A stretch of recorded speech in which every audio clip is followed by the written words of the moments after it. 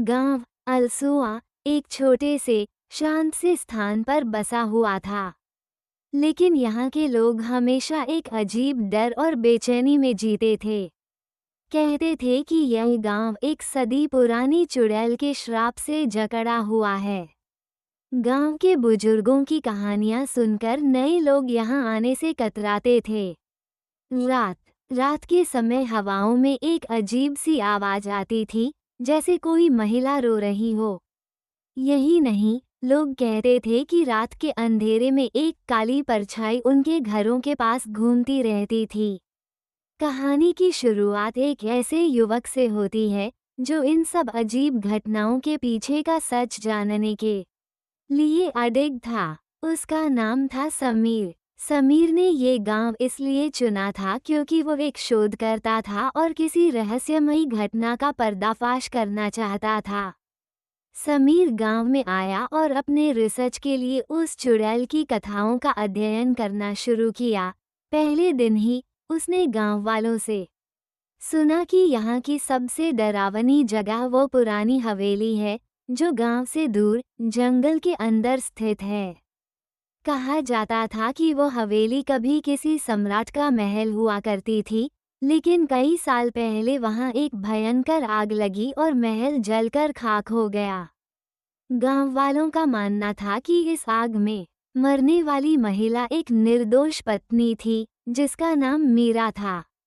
मीरा का पति एक अत्याचारी राजा था, जिसने अपनी पत्नी के खिलाफ धोखा दिया और उसे जलाने का आदेश दिया था। आग में मरी मीरा की आत्मा अब उस हवेली में वास करती थी और उसकी आत्मा की तृष्णा सिर्फ बदला लेने की थी। समीर ने तय किया कि वो उस हवेली में रात को जाएगा और सच का पता लगाएगा। वो जानता था कि यह कोई सामान्य कहानी नहीं थी और उसे इस रहस्य को सुलझाना ही होगा। रात के समय समीर अपनी टॉर्च लेकर हवेली की ओर बढ़ा। जैसे ही वो हवेली के पास पहुंचा, अचानक हवाओं का रुख बदल गया और उसके आसपास की पूरी दुनिया अंधेरे में डूब गई। हवेली की दीवारें इतनी कटी फटी थीं कि वो किसी भी समय गिर सकती थीं।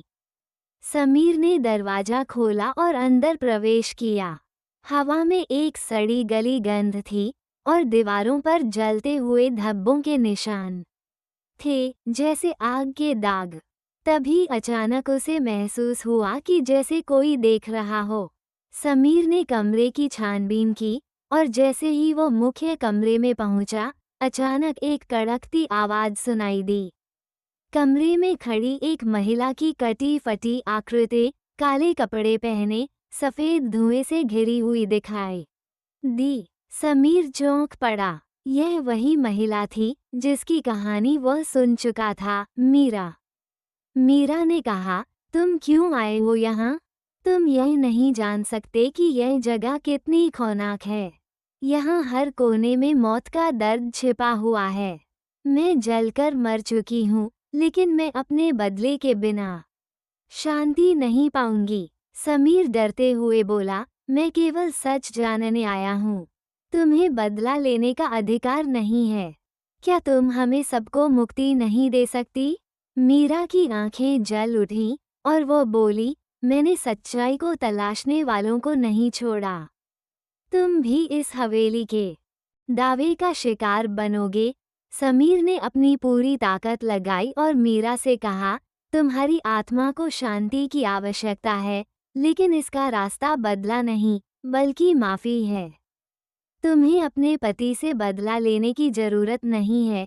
सामने एक घना अंधेरा था और मीरा की आत्मा क्रोधित हो उठी। वो समीर पर हमला करने के लिए तैयार थी, लेकिन तभी समीर ने एक पुरानी पुस्तक निकाली जो उसे गांव के बुजुर्गों ने दी थी। उसमें लिखा था कि अगर मीरा की आत्मा को माफी और शांति मिलती है तो वो शांति से मुक्ति पा सकती है। समीर ने उसी पुस्तक से मंत्र पढ़े और मीरा की आत्मा से कहा, तुम्हारे पापों का प्रायश्चित हम सब कर चुके हैं। अब तुम शांति पा सकती हो। मीरा की आत्मा धीरे धीरे शांत हुई और उसकी आंखों में एक हल्की सी मुस्कान आई। तुमने मुझे शांति दी है, समीर, उसने कहा। और फिर हवेली में एक तेज रोशनी का फैलाव हुआ। कुछ देर में हवेली की दीवारें ध्वस्त हो गईं और एक आशीर्वाद की तरह मीरा की आत्मा हवा में लुप्त हो गई। समीर ने राहत की सांस ली और अब गांव में फिर से शांति लौट आई। समीर ने गांव वालों को बताया कि मीरा की आत्मा अब मुक्त हो चुकी है और वो बदला लेने की बजाय शांति में चली गई है। गांव वाले ये सुनकर आश्चर्यचकित रह गए। समीर ने अपनी रिपोर्ट तैयार की और पूरे गांव को ये सिखाया कि किसी भी आत्मा का बदला कभी शांति नहीं लाता, केवल माफी और प्रायश्चित ही शांति की कुंजी है। ये कहानी हमें ये सिखाती है कि अतीत में किए गए पापों और अन्याय का बदला केवल शांति और समझ से ही संभव है। हमें अपने दिलों में दया और माफ़ी की भावना रखनी चाहिए, क्योंकि यही आत्मा की मुक्ति का रास्ता है। अगर आपको हमारी वीडियो पसंद आई हो, तो इसे लाइक करें, शेयर करें और हमारे चैनल को सब्सक्राइब करना न भूलें। साथ ही घंटी का आइकन दबाएं ताकि आपको हमारी हर नई वीडियो की नोटिफिकेशन मिलती रहे। धन्यवाद।